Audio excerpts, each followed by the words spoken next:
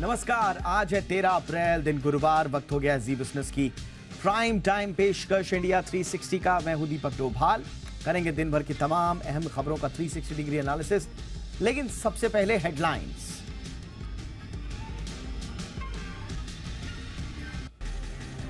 Mafia Atiq Ahmad के बेटे असद का झांसी में एनकाउंटर, शूटर गुलाम भी ढेर। यूपी एसटीएफ का एक्शन, सीएम योगी ने की तारीफ। उमेश हत्याकांड में माफिया अतीक को 4 दिन की पुलिस रिमांड। भाई अशरफ भी 4 दिन की रिमांड पर 17 अप्रैल को कोर्ट में पेशी। मोदी सरनेम मामले में 20 अप्रैल को फैसला। मानहानि केस में राहुल की याचिका पर सूरत कोर्ट फैसला सुनाएगी। इन्फोसिस ने पेश किए कमजोर नतीजे। मुनाफा बढ़ने की जगह 7% घटकर 6,130 करोड़ रुपए पर आया। आमदनी भी बढ़ने की जगह घटी। लगातार 9वें दिन बाजार बढ़त के साथ बंद। निफ्टी हल्की बढ़त के साथ 17,800 के पार बंद। सेंसेक्स 38 अंक कुचला। बैंकिंग सेक्टर में रही तेजी। Digital advertising company Brightcom group पर सेबी ने लिया बड़ा एक्शन। खातों में करीब 1,300 करोड़ रुपए की गड़बड़ी का लगा आरोप। कारोबारी साल 2015 से 2022 तक नए सिरे से खाते बनाने का दिया निर्देश। जी बिजनेस ने भी कंपनी में गड़बड़ी पर किया था आगाह।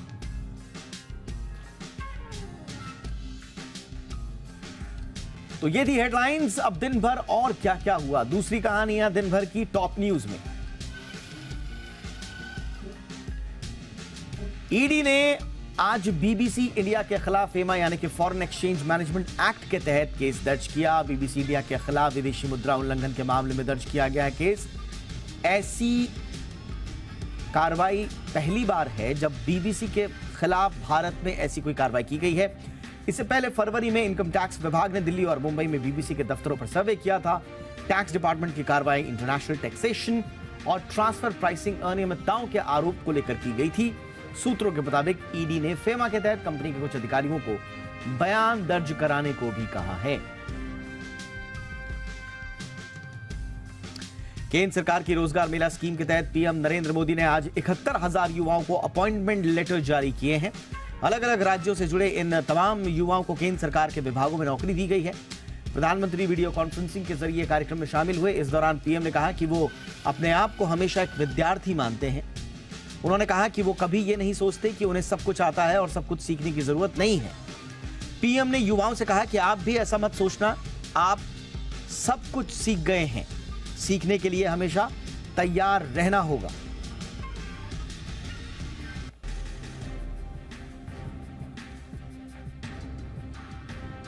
बिहार की राजनीति में उठापटक के बीच नया मोड़ आया है। आज बिहार के पूर्व सीएम जीतनराम मांझी ने केंद्रीय गृह मंत्री अमित शाह से मुलाकात की। दिल्ली में गृह मंत्री शाह के साथ हुई बैठक में जीतनराम मांझी के साथ उनकी पार्टी के कार्यकर्ता भी मौजूद थे। हालांकि गृह मंत्री के साथ बैठक के बाद जीतनराम मांझी ने कहा कि एनडीए में शामिल होने का तो सवाल ही नहीं है। उन्होंने कहा कि वो नीतीश कुमार के साथ ही रहेंगे। जीतन मांझी ने कहा कि नीतीश कुमार में वो सभी विशेषताएं हैं जो एक प्रधानमंत्री में होनी चाहिए। वो विपक्ष को एकजुट करने की ईमानदार कोशिश कर रहे हैं।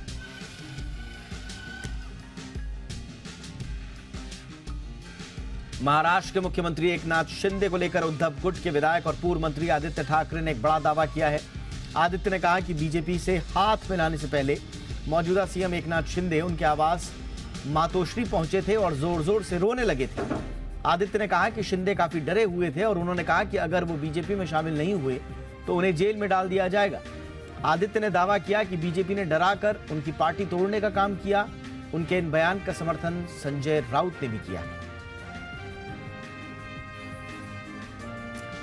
देश की राजधानी दिल्ली में अब पारा चढ़ने लगा है। आईएमडी ने चेतावनी दी है कि 16 अप्रैल से 31 मई के बीच गर्मी बढ़ सकती है। मौसम विभाग ने अनुमान जताया कि 16 अप्रैल को तापमान 40 डिग्री सेल्सियस तक जा सकता है। आईएमडी के अलर्ट को देखते हुए दिल्ली के शिक्षा निदेशालय की ओर से गर्मी के चलते स्कूलों को तैयारियां करने की गाइडलाइंस जारी कर दी गई हैं। सर्कुलर के मुताबिक सभी स्कूलों को बच्चों को गर्मी से बचाने के उपाय करने की हिदायत दी गई है। दिल्ली में बढ़ते तापमान को देखते हुए दोपहर की पाली में सभी छात्रों को प्रार्थना सभा में एकत्रित होने के लिए मना किया गया है। स्कूलों को कहा गया है कि वो पीने के पानी की उपलब्धता बेहतर करें। मुंबई में आज तड़के आंधी के साथ बेमौसम बारिश हुई। शहर के वेस्टर्न सबर्ब में बिजली चमकी और गरज के साथ बारिश हुई। कई निचले इलाकों में बारिश के कारण जल भराव की समस्या भी देखी गई। वहीं ईस्टर्न सबर्ब में रात 1 से 2 बजे के बीच बारिश हुई। आंधी के साथ बारिश होने से मरोल इलाके में कुछ पेड़ गिर गए। बारिश के चलते लोकल ट्रेनों और बसों की सर्विस पर हालांकि कोई असर नहीं पड़ा।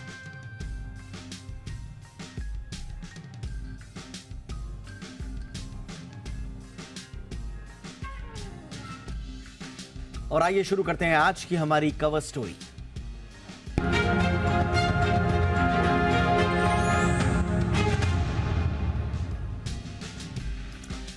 देखिए, हमने बड़ी कोशिश करी कि कोरोना पर कोई खबर न करनी पड़े। हमें लगा कि ये नॉर्मल ट्रेजेक्ट्री है, जैसा कि कहा जा रहा था कि अब सीजनल फ्लू की तरह है। तो शुरू में जब 2-3 हज़ार केसेस आए तो हमने भी इस पर ज़्यादा तवज्जो नहीं दी और हमने ये दर्शकों पर छोड़ा कि वो अपनी सतर्कता बरतें। हालांकि खबरें हम छिटपुट ले रहे थे, लेकिन आज इस शो को करने का एक खास मकसद ये है कि अब चिंताएं थोड़ा बढ़ रही हैं। इतनी भी नहीं बढ़ रही हैं कि बहुत ज़्यादा पैनिक की स्थिति आ गई हो, लेकिन थोड़ा सा आज एक चेक करने की आवश्यकता जरूर है, क्योंकि पिछले 24 घंटे में 10,158 नए मामले सामने आए हैं। अब 10,000 का आंकड़ा थोड़ा तो हमें और सतर्क करता है, इसलिए आज कवर स्टोरी में हमने कोरोना को जगह दी है। एक्टिव मामलों की बात करें तो देश में अब 44,998 एक्टिव केसेस आ गए हैं। बीते दिन के मुकाबले 12 अप्रैल को कोरोना के मामलों में 30% तेजी देखने को मिली है और इसके एक दिन पहले देश में कुल 7,830 मामले सामने आए थे और पिछले 24 घंटे में कुल 15 मरीजों की मौत भी हुई है। सबसे ज्यादा 9 मौतें महाराष्ट्र से हुई हैं। तमिलनाडु, केरल, राजस्थान, दिल्ली में एक मौत दर्ज हुई। गुजरात में 2 मौतें हुई हैं और इसी के साथ पॉजिटिविटी रेट अगर आप देखेंगे तो ये भी 4 से ऊपर है, 4.5 के आसपास, 4.42 प्रिसाइजली अगर देखें। इतने परसेंट का उछाल देखने को मिला है, 4.42% का उछाल। और एक्टिव मरीजों की संख्या करीब 45,000 के करीब पहुंच चुकी है। पिछले 24 घंटे में 327 वैक्सीन डोज भी दी गई हैं। बहुत सुस्त प्रक्रिया है, लेकिन ज़्यादातर लोगों ने ले ली है, इसलिए हम ये मान के चल रहे हैं कि बूस्टर डोज लेने की जो संख्या है वो बढ़ेगी। अब सक्रिय मामले अगर देखें तो 44,000 के आसपास, जैसा हमने आपको बताया था, पहुंच चुके हैं और ठीक होने की जो दर है वो 98.17% है। 24 घंटे में 5,356 लोग ठीक भी हुए हैं। ये है जो नंबर्स हैं। अब इसके बीच में जो कुछ एडवाइजरी आई हैं उनको थोड़ा सा ध्यान से आप समझिए। देखिए, एम्स में अब एहतियातन अपने सभी स्टाफ को मास्क पहनना अनिवार्य कर दिया है। अस्पताल के सभी कर्मचारियों से कहा गया है कि वो सर्जिकल मास्क पहनें, भीड़ भाड़ में जाने से बचें, खासतौर से कैंटीन, किसी भी स्थान पर 5 से ज्यादा लोग इकट्ठे ना हो।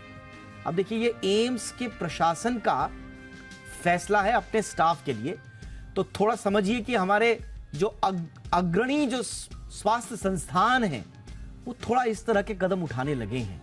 हम आपको डरा नहीं रहे हैं, हम आपको ये नहीं कह रहे हैं कि बहुत ज्यादा कोई स्थिति खराब हो गई, लेकिन थोड़ा सा संकेत देने की कोशिश कर रहे हैं हम कि जो हमारे अग्रणी स्वास्थ्य संस्थान है, अगर वहां पर इस तरह के कदम उठाए जा रहे हैं तो थोड़ा हमारी जिम्मेदारी भी बनती है कि हम इन संकेतों को समझें बिना कोई पैनिक किए हुए। इसीलिए विजिटर्स को जो है वहां पर अस्पताल में आने से पहले स्क्रीनिंग करने के निर्देश दिए गए हैं और एडवाइजरी में यह भी कहा गया है कि जिन कर्मचारियों को कुछ गंभीर बीमारियां हों, कोमॉर्बिड जिन्हें कहा जाता है, वो अतिरिक्त सावधानियां बरतें। ये एम्स की बात हुई। इधर अब हम इंडियन मेडिकल एसोसिएशन यानी कि आईएमए की तरफ आते हैं। आईएमए ने चेतावनी जारी करते हुए कहा है कि कोरोना प्रोटोकॉल का पालन सही तरीके से नहीं किया जा रहा है। लोग इसमें लापरवाही कर रहे हैं और इस वजह से मामले तेजी से बढ़े हैं। आईएमए के मुताबिक कोरोना मामले बढ़ने के 3 कारण हो सकते हैं। इसमें कोरोना प्रोटोकॉल का पालन नहीं करना, कम परीक्षण दर और वायरस के एक नए संस्करण के रूप में उभरना, यानी कि जो नया वेरिएंट आ रहा है उसका उभरना हो सकता है। कोरोना के मामले इसीलिए शायद तेजी से बढ़ रहे हैं। और इसी को देखते हुए सीरम इंस्टीट्यूट ऑफ इंडिया ने कोविशील्ड वैक्सीन का निर्माण फिर शुरू कर दिया है। कंपनी के पास कोवोवैक्स वैक्सीन की 6 मिलियन बूस्टर खुराक पहले से मौजूद है।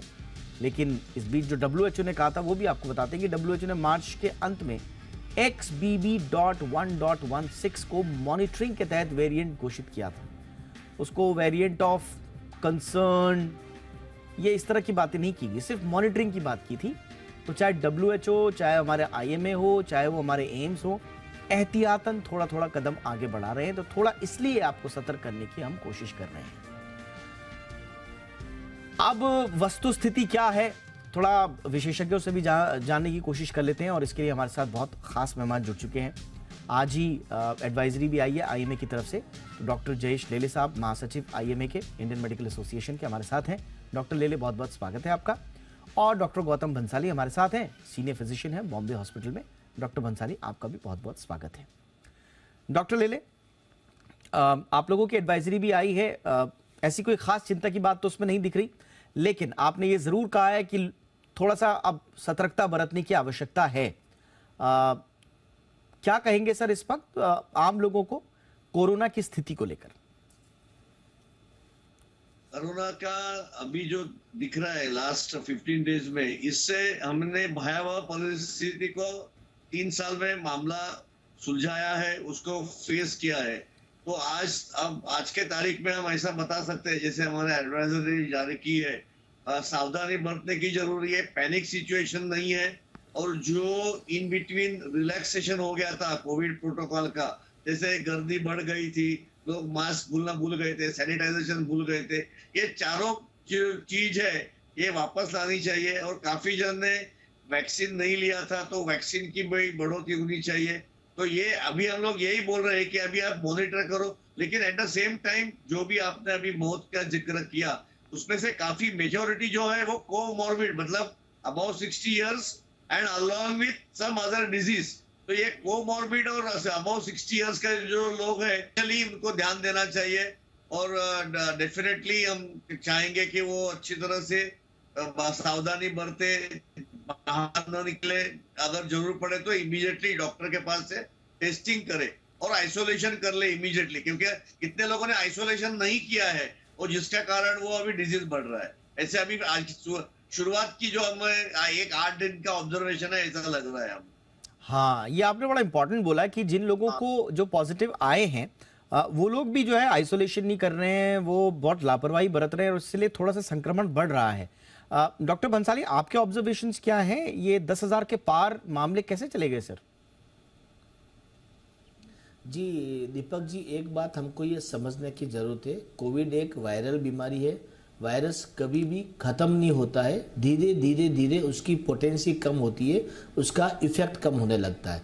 ये एक एक्सपेक्टेड था कि मार्च एंड में, अप्रैल में या मई के महीने में कोविड के केसेस वापस हमारे यहाँ आ सकते हैं। जैसे स्वाइन फ्लू के केसेस अभी भी हमारे पास में आ रहे हैं, जो 2007 में 2013 में आना बहुत ज़्यादा आए थे, लेकिन अभी भी वापस केसेस स्वाइन फ्लू के भी आ रहे हैं। सेम इसी तरह से कोविड के केसेस भी एक्सपेक्टेड थे। एक तरह का मैंने पहले भी बताया था कि ये वेव वगैरह कुछ नहीं आएगा, सर्ज आ सकती है कुछ हिस्सों में, जैसे कभी दिल्ली में ज़्यादा आ गए, कभी मुंबई में आ गए, कभी जयपुर में आ गए, कभी पूना में आ गए, कभी चेन्नई में आ गए। इस तरह से केसेस आ सकते हैं, बढ़ सकते हैं सडनली। और ये क्रम अभी अगले 2-3 हफ्ते तक और रहेगा और नंबर ऑफ केसेस बढ़ेंगे।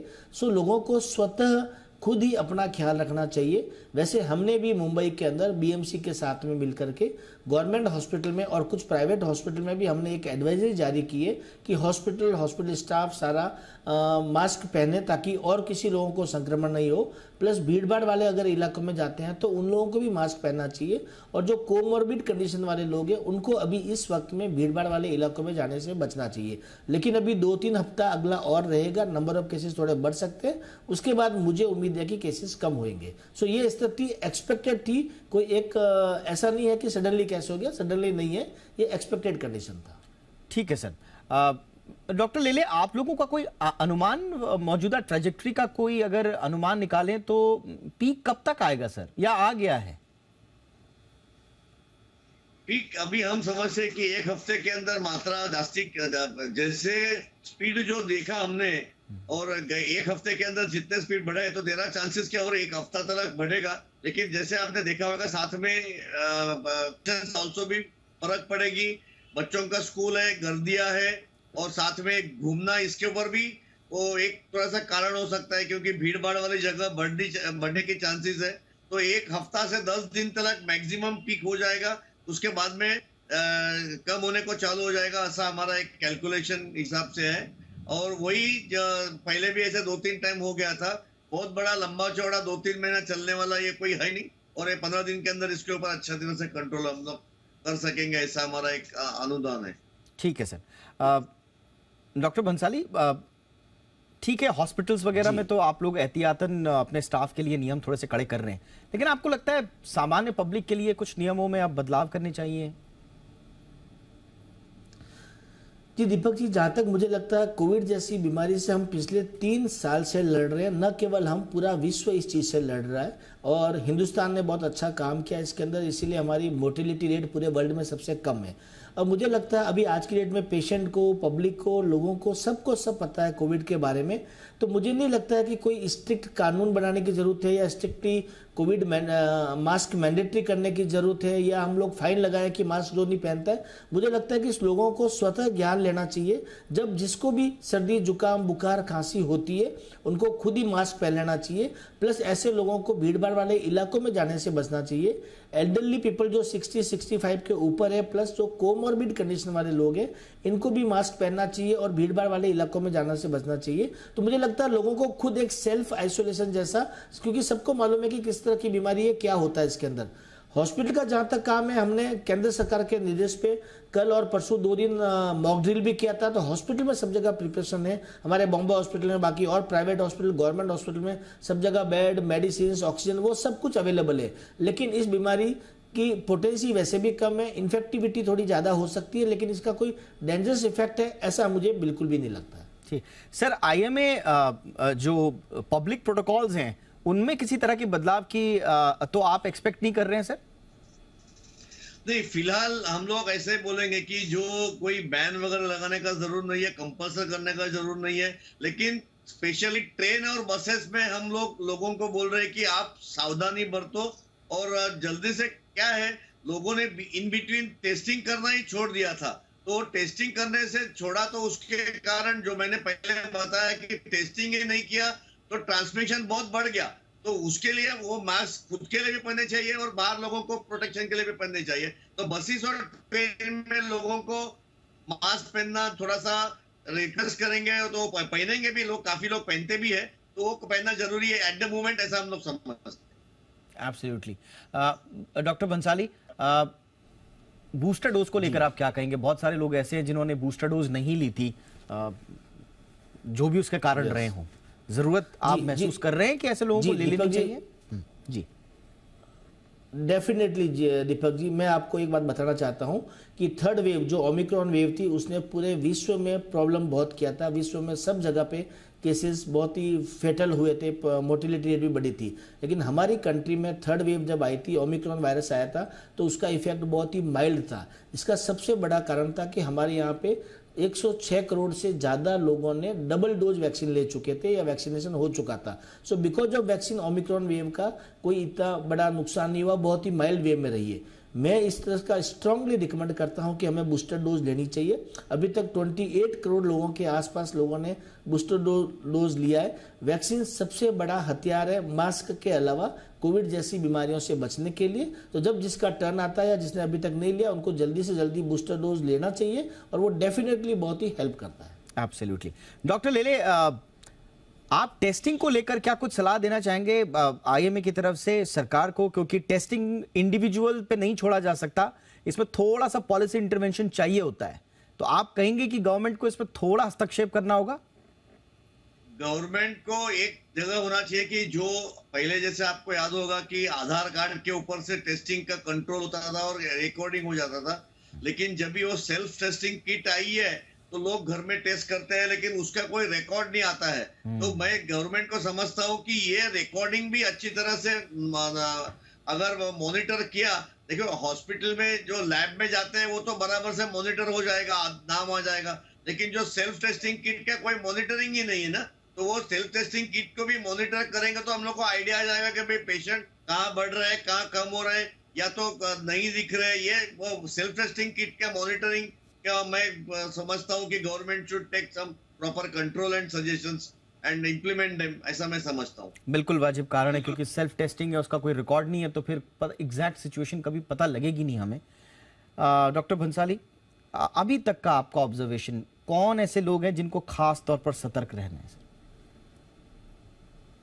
जी दीपक जी, मेरे हिसाब से इस टाइप के लोग जिनकी उम्र 60-65 साल से ज़्यादा है, जिनको कोमॉर्बिड कंडीशन है, जैसे हार्ट अटैक वाले हो या कार्डियक डिजीज़ वाले जिनको हो, कैंसर वाले पेशेंट हो, अस्थमा वाले पेशेंट हो, HIV वाले पेशेंट हो, हाईली अनकंट्रोल्ड डायबिटीज़ वाले जो लोग हैं, इन लोगों को स्वतः ही खुद ही मास्क पहन के घूमना चाहिए अभी इस टाइम में, और भीड़ भाड़ वाले इलाकों में जाने से बचना चाहिए। दूसरा, जो छोटे बच्चे, अभी स्कूल की काफ़ी बच्चों की छुट्टियां चल रही, कुछ बच्चों के एग्जाम्स चल रहे हैं और कोई लॉकडाउन वगैरह भी नहीं, तो बच्चे भी बाहर घूम रहे हैं, उनको भी थोड़ा ध्यान रखना चाहिए कि उन बच्चों को उनके साथ, ऐसे बच्चों के साथ में नहीं खेले जिनको सर्दी जुकाम बुखार हो रहे हैं।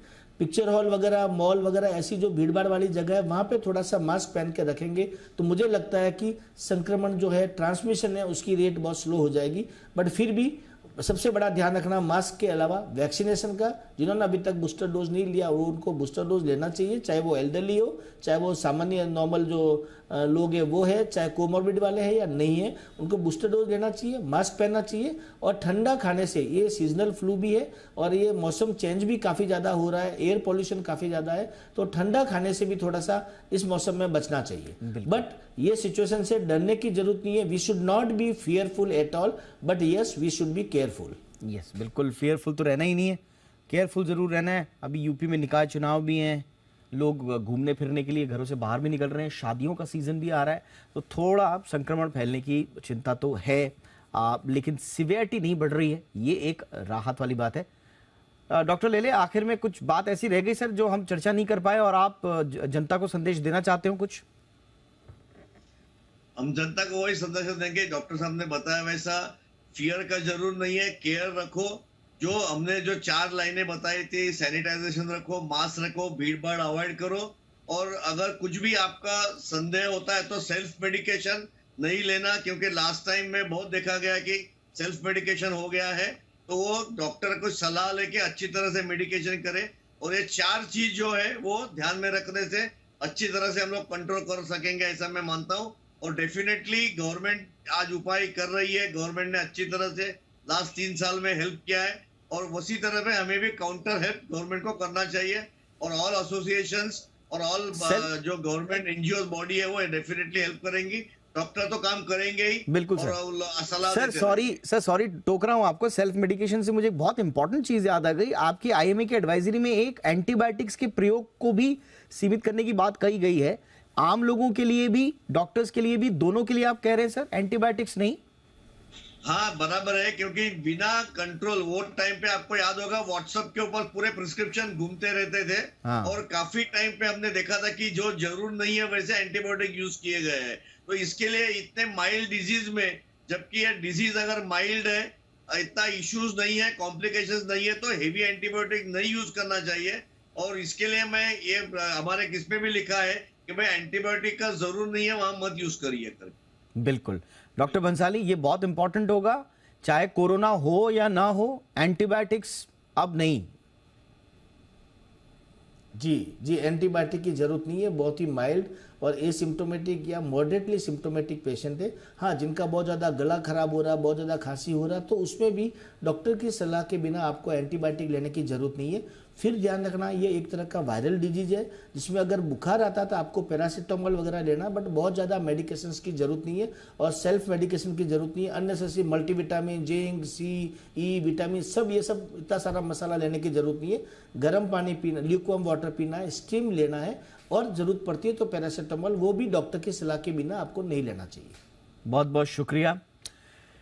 जैसा हमने पहले भी कहा कि हम खबरों के रूप में तो कोरोना को ले रहे थे, लेकिन आज थोड़ा सा हमने ये चर्चा को इसलिए रखा कि थोड़ा हमारे दर्शकों को ये पता चले कि कितनी चिंताजनक बात है और कितनी नहीं है। जैसे हम बता रहे हैं कि मामले तो बढ़े लेकिन सिवियरिटी नहीं बढ़ी है, लेकिन इसका मतलब ये नहीं कि आपको लापरवाह हो जाना है। जो सलाह हमारे दोनों डॉक्टर्स ने दी है उनको आपको गांठ बांध करके रख लेना है और फियरफुल नहीं रहना है, केयरफुल रहना है, ये है आज का संदेश। बहुत बहुत शुक्रिया doctor Bhansali, thank you so much. Doctor लेले, बहुत बहुत शुक्रिया सर आपका भी।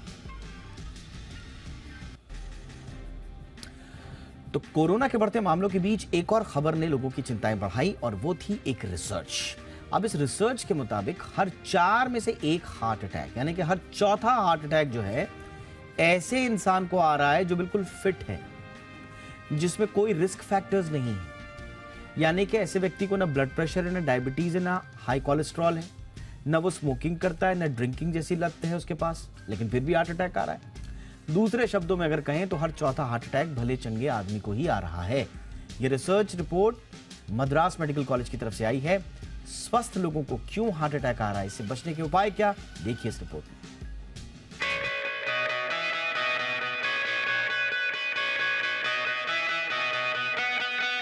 आपने कई बार सुना होगा कि फला एकदम स्वस्थ थे मगर हार्ट अटैक आ गया। आपने कई बार देखा भी होगा कि दुबले पतले फिट लोगों को दिल का दौरा पड़ गया। लेकिन अब धीरे धीरे हार्ट अटैक का रहस्य खुलने लगा है। मद्रास मेडिकल कॉलेज की एक रिसर्च के मुताबिक हार्ट अटैक के शिकार हुए हर चौथे व्यक्ति में बीमारी के कोई संकेत नहीं होते, यानी उसे blood pressure, diabetes, high cholesterol जैसी शिकायत नहीं होती और ना ही उसे स्मोकिंग, ड्रिंकिंग जैसी लत होती है। हैरान करने वाली बात यह है कि इस रिसर्च के मुताबिक जिन लोगों में कोई रिस्क फैक्टर नहीं होता, उनके हार्ट अटैक से मरने की आशंका ज्यादा होती है। ऐसा इसलिए क्योंकि जिनमें रिस्क फैक्टर ज्यादा होते हैं वो अपनी सेहत के प्रति ज्यादा सचेत हो जाते हैं और अपने खान पान और लाइफस्टाइल में जरूरी बदलाव करते रहते हैं। महिलाओं में बिना किसी सिम्टम के हार्ट अटैक की आशंका ज्यादा रहती है। महिलाओं में यह औसत 27% का है, जबकि पुरुषों में 22% का। दरअसल महिलाएं स्वभावतः अपना और अपने स्वास्थ्य पर ज्यादा ध्यान नहीं देती हैं। हालांकि जिन्हें बिना किसी रिस्क फैक्टर के दिल का दौरा पड़ता है, उनमें से कई लोग उम्रदराज और पूर्व स्मोकर होते हैं। तो फिर स्वस्थ लोगों में हार्ट अटैक की वजह क्या है? कई मामलों में देखा गया है कि जो लोग अवसाद में डूबे होते हैं, जो कई तरह की आशंकाओं में घिरे होते हैं या जिनके पास कोई सपोर्ट सिस्टम नहीं होता, ऐसे लोगों का दिल कमजोर हो जाता है। यानी मरीजों और लोगों के मनोवैज्ञानिक स्थिति का आकलन भी जरूरी है। लाइफस्टाइल मैनेजमेंट में 3 चीजों पर ध्यान देना जरूरी है। अच्छा खान पान, एक्सरसाइज और भावनात्मक स्थिरता के जरिए हम अपने दिल को मजबूत रख सकते हैं। इस रिसर्च का मतलब ये भी नहीं है कि आप स्वास्थ्य के प्रति लापरवाह हो जाएं। आप हेल्दी फूड खाएं, नियमित एक्सरसाइज करें, तंबाकू, सिगरेट, शराब से दूर रहें, ब्लड शुगर, ब्लड प्रेशर पर कंट्रोल रखें, कोलेस्ट्रॉल के साथ वजन को काबू में रखें। इसके अलावा जिन्हें जरा भी स्वास्थ्य की शिकायत है, उन्हें हेल्थ स्क्रीनिंग को नजरअंदाज करने की जरूरत नहीं है। 30 की उम्र के बाद साल में 1 बार और 35 की उम्र के बाद साल में 2 बार स्क्रीनिंग जरूर करवाएं। ब्यूरो रिपोर्ट, जी media. Umesh Pal murder case के आरोपियों को खोज रही यूपी एसटीएफ की टीम को बड़ी कामयाबी मिली है। माफिया अतीक अहमद के बेटे और उमेश पाल हत्याकांड में शूटर असद का एनकाउंटर हो गया है। इसके साथ ही शूटर मोहम्मद गुलाम भी मारा गया।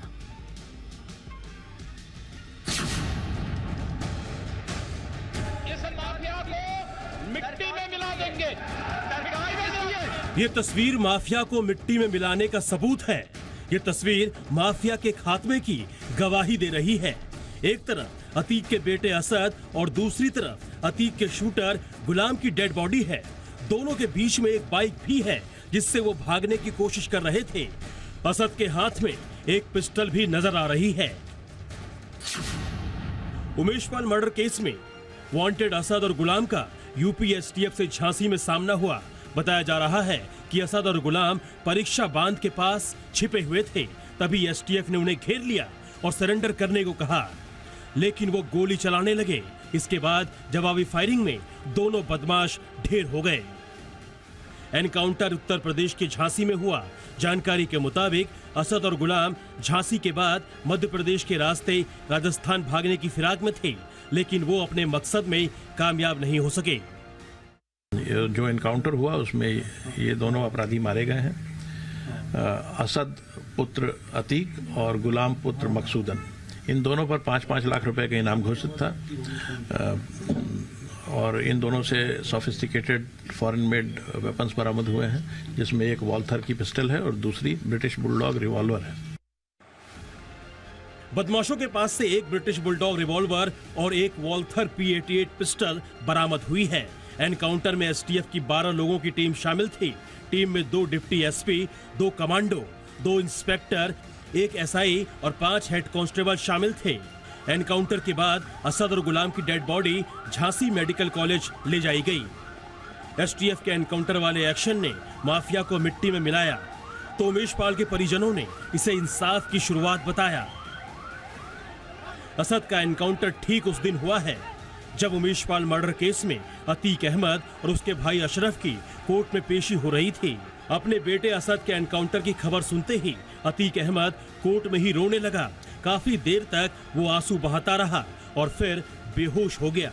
इससे साफ है कि अतीक गैंग का सफाया होने लगा है और माफिया को मिट्टी में मिलाने का जो वादा सीएम योगी ने यूपी की जनता से किया था उसे निभाया जा रहा है।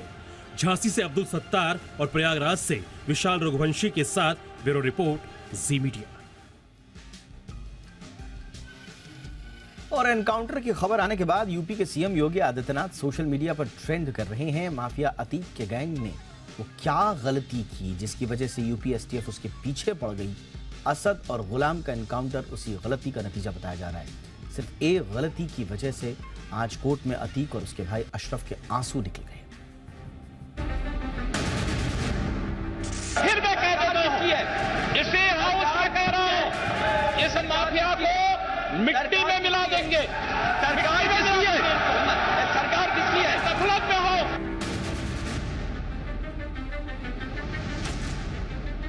मुख्यमंत्री योगी आदित्यनाथ के प्रण का एक एक शब्द सच हो रहा है और यूपी के गुंडे बदमाशों की रुलाई फूट रही है। पुलिस प्रशासन को चैलेंज करने वालों का एनकाउंटर हो रहा है। बदमाश एंड कंपनी मिट्टी में मिल रही है और माफिया अतीक जैसे गुंडों का गुरूर चूर चूर हो रहा है। एनकाउंटर की खबर मिलते ही अतीक भी समझ गया कि अब उसकी क्राइम ताकत इतिहास बन चुकी है और इसकी वजह है यूपी की योगी सरकार। माफिया अतीक के बेटे के एनकाउंटर में मारे जाने की खबर आते ही सोशल मीडिया पर योगी आदित्यनाथ ट्रेंड कर रहे हैं। लोग उनकी तारीफों के पुल बांध रहे हैं। योगी के उस बयान को ट्वीट किया जा रहा है जिसमें उन्होंने माफिया को मिट्टी में मिला देने की कसम खाई थी। यूपी पुलिस के मुताबिक अतीक के काफिले पर हमला करके उसे छुड़ाने की प्लानिंग की गई थी। इसे देखते हुए यूपी सरकार ने स्पेशल फोर्स लगाई थी। यानी अगर यह एनकाउंटर नहीं होता तो अतीक को स्पेशल कोर्ट या फिर जेल ले जाते समय उसकी गाड़ी पर हमला कर उसको छुड़ाने की कोशिश हो सकती थी। पिछले 6 साल में उत्तर प्रदेश में 10,700 से ज्यादा एनकाउंटर हुए हैं। 3100 से ज्यादा एनकाउंटर के साथ मेरठ पहले नंबर पर है।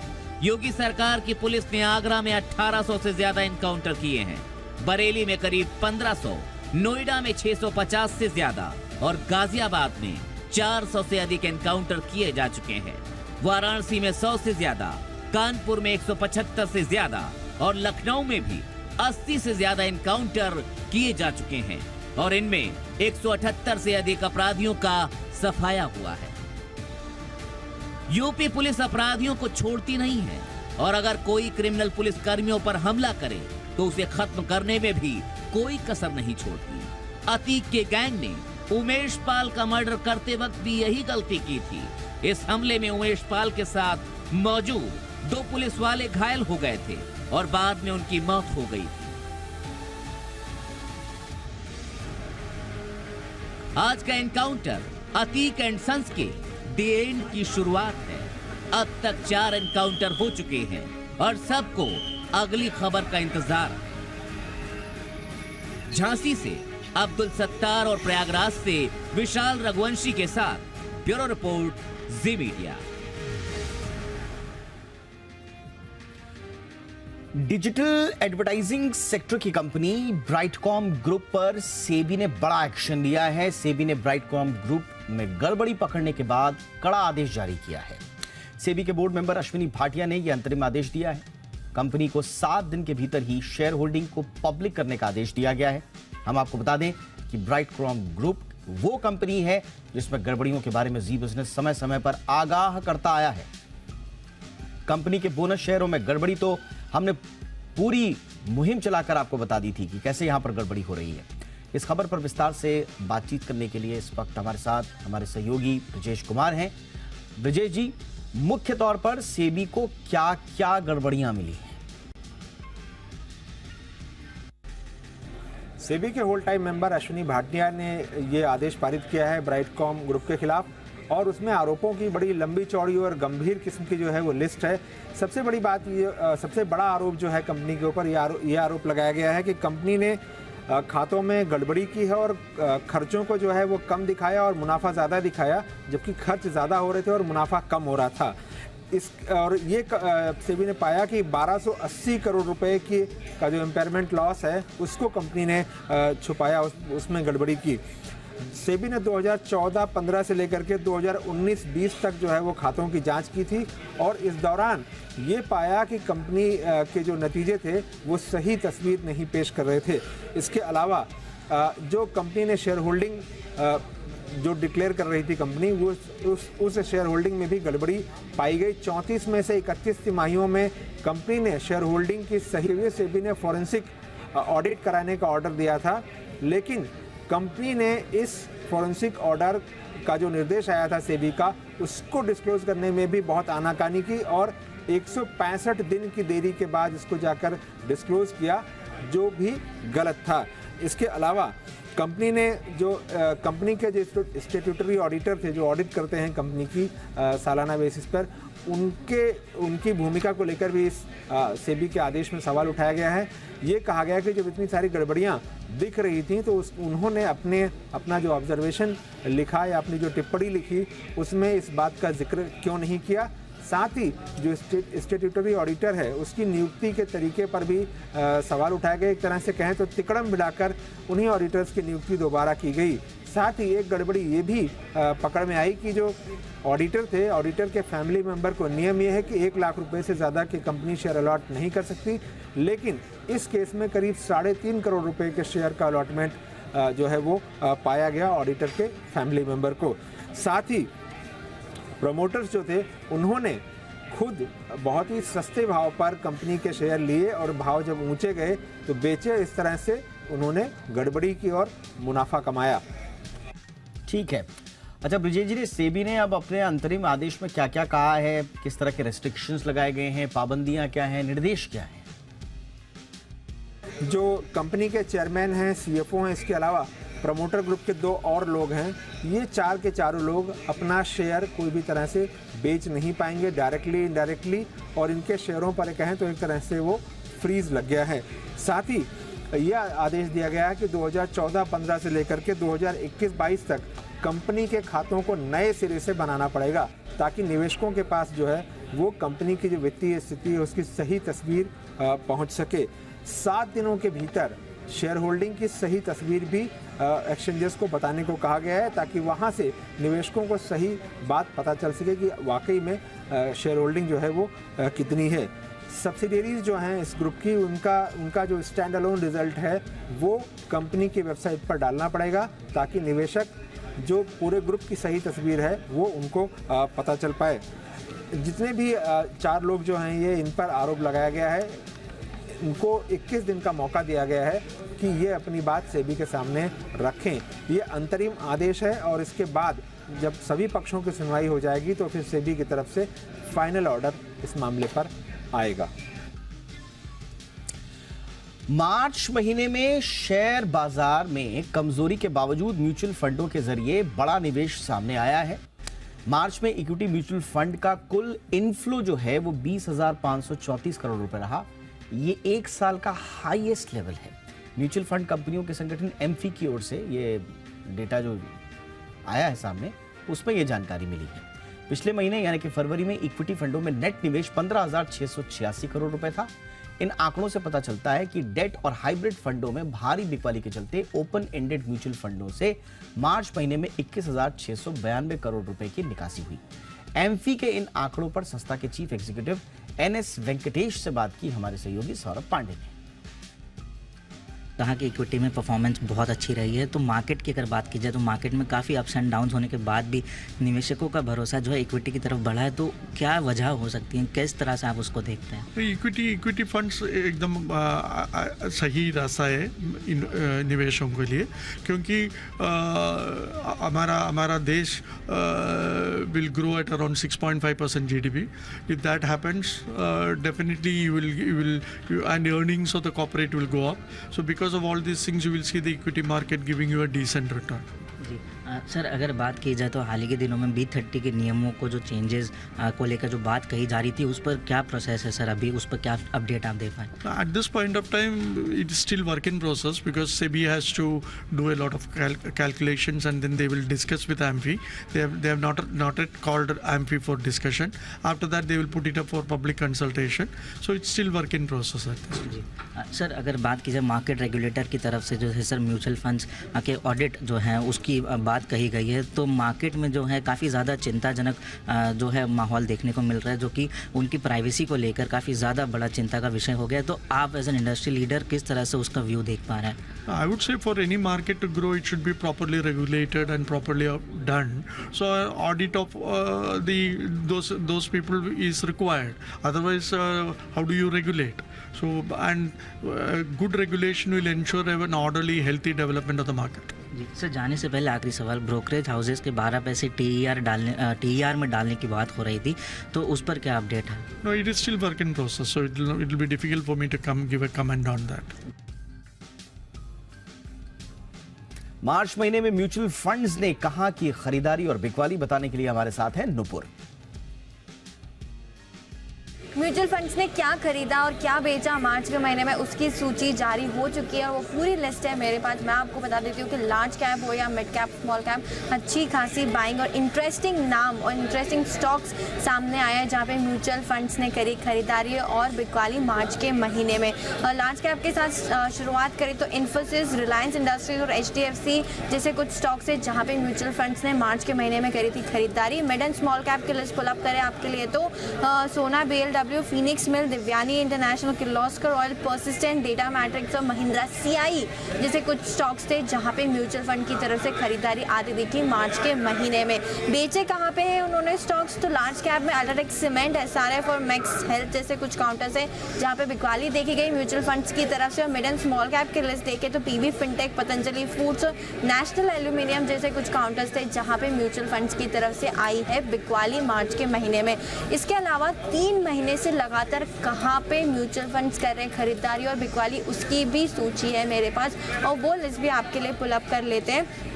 इसमें अगर आप देखें तो खरीदारी के लिस्ट में Reliance Industries, TCS, HDFC, Bharti Airtel, Kotak Mahindra Bank, Muthoot Finance, UBL, Dalmia Bharat, Astral, Bharat Forge, Tejas Network, Alembic Pharma, JK Lakshmi Cement जैसे कुछ स्टॉक्स है जहाँ पे लगातार 3 महीनों से म्यूचुअल फंड्स कर रहे थे खरीदारी। और बिकवाली वाली लिस्ट में देखें तो ब्रिटानिया इंडस्ट्रीज, काफ़ी इंटरेस्टिंग नाम है ये, Bajaj Auto, Doctor Reddy's, Bharat Electronics, SRF, L&T Technology, JSW Energy, IRFC, Route Mobile, Karur Vysya Bank जैसे कुछ काउंटर्स थे जहां पे लगातार 3 महीने से हो रही है बिकवाली म्यूचुअल फंड्स की तरफ से।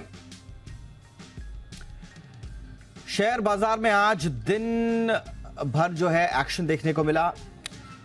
वीकली एक्सपायरी के दिन बाजार मामूली तेजी के साथ बंद हुए और लगातार 9वें दिन बाजार में तेजी रही। सेंसेक्स 60,431 और निफ्टी 17,828 के अहम स्तरों पर बंद हुए।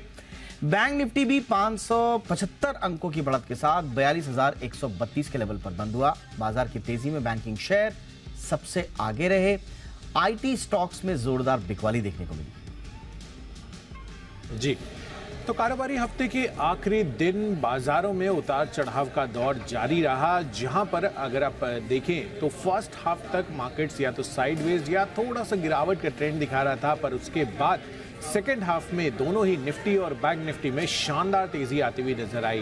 पर आज कंपटीशन था, एक तो IT जहां पर TCS के नंबर्स के बाद गिरावट आपको तमाम फ्रंटलाइन और साथ साथ मिड कैप IT काउंटर्स पर आती हुई दिखी, पर दूसरी तरफ बैंकों ने शानदार तेजी दिखाकर एक जोरदार सहारा दिया पूरे बाजार के मूड को अपलिफ्ट करने के लिए। अब यहाँ पर निफ्टी में अगर आप चढ़ने वाले शेयरों की सूची देखेंगे तो इंडसइंड बैंक शार्प स्विंग्स यहाँ पर आज के दिन में होते हुए दिखे, जहाँ पर ऑलमोस्ट इंट्राडे में 5% तक की गिरावट हो चुकी थी, पर उसके बाद यहाँ पर पॉजिटिव गेनर्स, इनफैक्ट ऑलमोस्ट 3% के गेन्स के साथ ये टॉप गेनर्स निकल कर आया। HDFC लाइफ, आयशर मोटर्स समेत अपोलो हॉस्पिटल्स पर भी अच्छी तेजी रही। पर दूसरी तरफ गिरावट कहाँ थी? तमाम IT पैक के जितने भी काउंटर्स थे वहां पर TCS के नंबर्स और कमेंट्री के बाद आपको भारी दबाव में आते हुए दिखे, जिसमें HCL Tech, Infosys, Tech Mahindra जैसे स्टॉक्स पर आपको यहां पर गिरावट का रुझान आता हुआ दिख रहा था। जहां तक कुछ स्टॉक्स इन फोकस में रहे थे उसमें EU स्मॉल फाइनेंस बैंक, जिस तरह से RBI ने अप्रूवल दिया MD and CEO के रीअपॉइंटमेंट को लेकर, वो थम्स अप रहा। बाजारों ने, इन्वेस्टर कम्युनिटी ने यहाँ पर शानदार तेजी दिखाई। लगभग 17.5% के इंट्राडे गेन्स यहाँ पर होते हुए दिखे। IDBI बैंक पर भी 10% की तेजी थी। पोस्ट नंबर्स आनंद राठी वेल्थ में भी आपको 2-2.5% के गेन्स थे और PNB हाउसिंग पर आज दबाव आता हुआ दिखा 3-3.5% की गिरावट के साथ। फर्टिलाइजर स्पेस कल भी अच्छे एक्शन में थे और आज भी आप देखिए फैक्ट में शानदार तेजी रही। इंट्राडे में तो ऑलमोस्ट 13-14% तक के गेन्स थे। गुजरात अंबुजा एक्सपोर्ट्स पर भी गेन्स रहे। वेल्सपन इंडिया आज सरप्राइज मूवर था, 6-6.5% की तेजी बनी थी।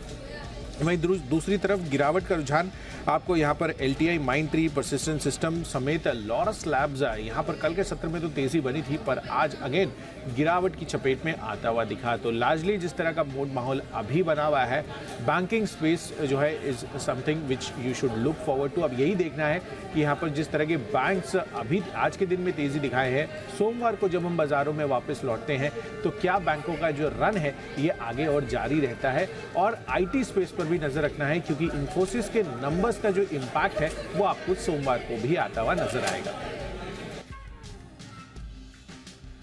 लग्जरी कारों की डिमांड लगातार बढ़ रही है। पिछले 3 महीनों में 9,500 से ज्यादा लग्जरी गाड़ियां बिकी हैं। पिछले साल के मुकाबले जनवरी-मार्च में 10% सालाना की ग्रोथ हुई है। कुशल गुप्ता हमारे साथ बने हुए हैं, इस खबर पर भी डिटेल देंगे। तो 2023 लग्जरी गाड़ियों के लिए काफ़ी शानदार रहता हुआ दिख रहा है। इनफैक्ट पिछले 3 महीनों में आप देखिए तो यहाँ पर 9,500 से ज़्यादा लग्जरी गाड़ियाँ बिकती हुई दिखी है और ख़ासकर जिनकी 1 करोड़ से ऊपर की वैल्यू है वहाँ पर बिक्री में खासा तेज़ी आती हुई दिख रही है। इनफैक्ट पिछले साल के मुकाबले लगभग 10% की आपको सालाना ग्रोथ भी आती हुई दिख रही है। तो ये एक अच्छा इंडिकेशन है। और साथ ही अगर आप सुपर स्पोर्ट्स SUV की बात करें, लैम्बोर्गिनी उरुस S ये भी आज के दिन में लॉन्च हुई है, जिसकी एक्स शोरूम वैल्यू 3.8 करोड़ की आती हुई दिखी है। अब यहाँ पर अगर आप और बिक्री आंकड़े देखें अलग अलग कंपनियों के, जिसमें पहली तिमाही में मर्सिडीज बेंज की बिक्री लगभग 2 गुना हो गई है और इस साल मार्च तक लगभग 17% की ग्रोथ के साथ 4,700 यूनिट्स की बिक्री यहाँ पर कंपनी ने की है। ऑडी इंडिया 63% की बढ़त के साथ 476 यूनिट्स इन्होंने बेचे हैं और साथ ही BMW यहाँ पर 2418 यूनिट्स की बिक्री इन्होंने की है और ये कोशिश कर रहे हैं कि जो वेटिंग पीरियड है आगे चलकर कम करें। पर लार्जली जिस तरह से डिमांड है, वेटिंग पीरियड कम होगा कि नहीं होगा ये कहना मुश्किल है। पर जिस तरह का यहाँ पर लग्जरी सेगमेंट को लेकर रुझान बढ़ता हुआ दिख रहा है कंज्यूमर फ्रेटर्निटी में, वो काफ़ी काबिल तारीफ है। एटलीस्ट 2023 की शुरुआत तो काफ़ी अच्छी हुई है। अब देखना होगा कि आगे आने वाले महीनों में ये जो डिमांड मोमेंटम है ये कंटिन्यू रहता है या नहीं। चलिए कुछ इंटरनेशनल खबरों की बात कर लेते हैं। पाकिस्तान के खिलाफ बगावत की चिंगारी भड़कती जा रही है। POK में इस वक्त नहीं खाने के लिए आटा बचा है और ना ही बिजली बची है। तमाम जरूरी चीजें भी महंगाई की मार झेल रही हैं। दूसरी तरफ पाकिस्तान की फौज का अत्याचार भी बढ़ रहा है। ऐसे में POK में एक बार फिर से प्रदर्शन शुरू हो गए हैं। जिस देश में आटा चीनी का बहरान फलक तक जा पहुंचे, जिस देश में बिजली पानी का बहरान हलक तक जा पहुंचे। हम तो पिसे हुए लोग हैं, खुदारा हमारे ऊपर रहम किया जाए। जंगलात देखें तो यहाँ नीलम वैली से जा रहा है, महकमा मादनियात देखें तो नीलम वैली से जा रहा है, तो हाइडल पावर प्रोजेक्ट है तो नीलम वैली से जा रहा है। तो खुदारा क्या जुल्म हो रहा है। ये पाकिस्तान के हुक्मरानों के खिलाफ POK के बगावती सुर हैं, जो बता रहे हैं अब पाकिस्तान के जुल्मों को POK सहने के मूड में नहीं दिख रहा। POK में ना तो खाने के लिए आटा है, ना बिजली है, ना पानी है। यहाँ पर सिर्फ पाकिस्तान की सेना और सरकार की मनमानी है, जिसके खिलाफ अब POK खुलकर विरोध करने उतर आया है। ये POK पर अवैध कब्जा करके यहाँ के लोगों की जिंदगी को नर्क बनाने वाले पाकिस्तान के नेताओं को लेकर POK के लोगों की राय है। POK में गरीबी के मारे भूख से सिसकते लोग जब सड़कों पर उतरे तो उनका गुस्सा और दर्द कुछ इस तरह से सामने आया। मेरे दोस्तों, इस शायर ने आज की इस गुर्बत को इस वक्त पाकिस्तान के अंदर गुर्बत अपने उरूज पर पहुंच चुकी है। गरीब दो वक्त का इज्जत के साथ अपने बाल बच्चों को, अपने औलाद को रिज़्क का नवाला नहीं खिला सकता है। पाकिस्तान में महंगाई इस वक्त ऑल टाइम हाई है। जरूरत का हर सामान महंगा है। आम लोगों की कमर टूट गई है। पीओके में हालात और ज्यादा खराब हैं क्योंकि यहाँ के लोगों की मेहनत और संसाधन से पाकिस्तान के हुक्मरान और फौजी अफसर अपनी तिजोरियां भर रहे हैं। ये जाती पीओके का गुस्सा और ज्यादा बढ़ा रही है। भूखा विकास से दूर पीओके जब जब जम्मू कश्मीर को देखता है तो उसे पाकिस्तान के अवैध कब्जे पर और ज्यादा गुस्सा आता है। इधर पाकिस्तान की हालत ऐसी है कि आने वाले वक्त में भी पीओके की तरफ ध्यान देने वाला कोई नहीं, क्योंकि शहबाज शरीफ की कुर्सी भी खतरे में है। किसी भी वक्त सुप्रीम कोर्ट शहबाज को डिस्क्वालीफाई कर सकता है। पाकिस्तान का सुप्रीम कोर्ट आदेश के बावजूद पंजाब और खैबर पख्तूनख्वा प्रांत में चुनाव करवाने में टालमटोल कर रहे शहबाज शरीफ पर एक्शन ले सकता है। ब्यूरो रिपोर्ट, जी मीडिया। और चलिए अब खबर ताइवान से, जहां चीन की घेराबंदी के बाद से टेंशन हाई है। एक तरफ चीन आक्रामक तेवर अपना रहा है, ताइवान पर हमले की आशंका इस बीच बढ़ती जा रही है। वहीं अब ताइवान पर चीन के प्लान बी की खबर भी सामने आई है।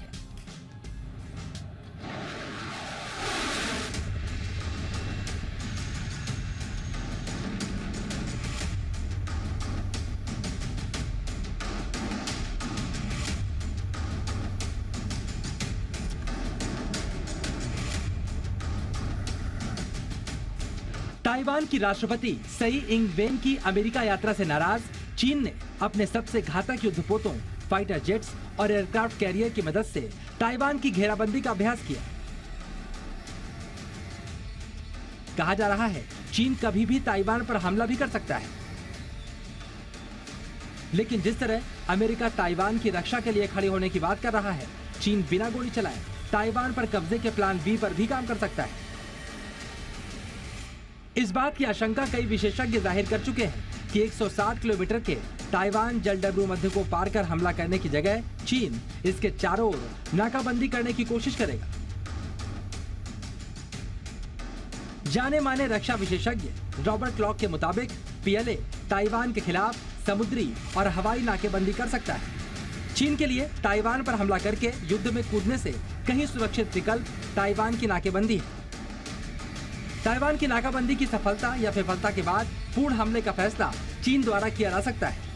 अगर चीन ने ताइवान को घेरा तो अमेरिकी सेना फंस जाएगी, क्योंकि इस नाकाबंदी को तोड़ने के लिए अमेरिका को पहली गोली चलानी होगी। ऐसी स्थिति में घेराबंदी के बाद चीन पूर्ण युद्ध में कूद सकता है। वहीं अगर अमेरिका चीन की नाकाबंदी को नहीं तोड़ता तो चारों तरफ से घिरा ताइवान सरेंडर भी कर सकता है। इससे पहले भी चीन ताइवान और सहयोगी देशों को खुली चेतावनी दे चुका है। 巴军近期在台海及附近海域组织实施一系列反制行动，是对台独分裂势力和外部势力勾连挑衅的严重警告，是捍卫国家主权和领土完整的必要行动。 चीन की घेराबंदी से इलाके का समुद्री व्यापार भी प्रभावित होगा। ऐसे में अमेरिका के पास चीन के घेरे को तोड़ने के लिए आर्थिक प्रतिबंध का सहारा लेने का विकल्प भी मौजूद है। फिलहाल ताइवान को घेर कर की गई चीन की ड्रिल के बाद इलाके में टेंशन बरकरार है। जिनपिंग भी अपनी सेना की टुकड़ियों से मुलाकात कर रहे हैं। ऐसे में चीन के अगले कदम की तरफ सबकी निगाहें टिकी हुई हैं। ब्यूरो रिपोर्ट, जी मीडिया। अमेरिका को सुपर पावर माना जाता है, लेकिन चूहों के आगे इसकी भी कुछ नहीं चलती। न्यूयॉर्क में चूहों ने तो जीना मुहाल कर दिया है। आलम यह है कि इनके लिए एक अधिकारी की नियुक्ति करनी पड़ी, जिसे रैट जार कहा जा रहा है। महाबली अमेरिका की चीन और नॉर्थ कोरिया से तनातनी तो चल ही रही है, लेकिन इस ताकतवर मुल्क की नाक में दम इस छोटे से जंतु ने कर रखा है। चूहे तो पूरी दुनिया के लिए मुसीबत का सबब है, लेकिन न्यूयॉर्क में चूहों का आतंक है। इससे निजात पाने के लिए मेयर को शहर के पहले रैट ऑफिसर को नियुक्त करना पड़ा है, जिसे रैट जार कहा जा रहा है। We are just really happy today to say that we have found our rat czar, and she's focused on improving the quality of life of New Yorkers. All of us want to improve the quality. It is expensive enough to live in a city with our families and children. We don't need outside tenants like rats in our homes terrorizing us every day. New York में इन दिनों चूहों का कब्जा है। घर से लेकर दफ्तर तक, पार्क से लेकर सड़क तक, बस चूहों की चल रही है। इंडिया 360 में आज बस इतना ही। #ZIndia360 इस हैशटैग पर अपनी राय, अपने सुझाव जरूर भेजिए। नमस्कार।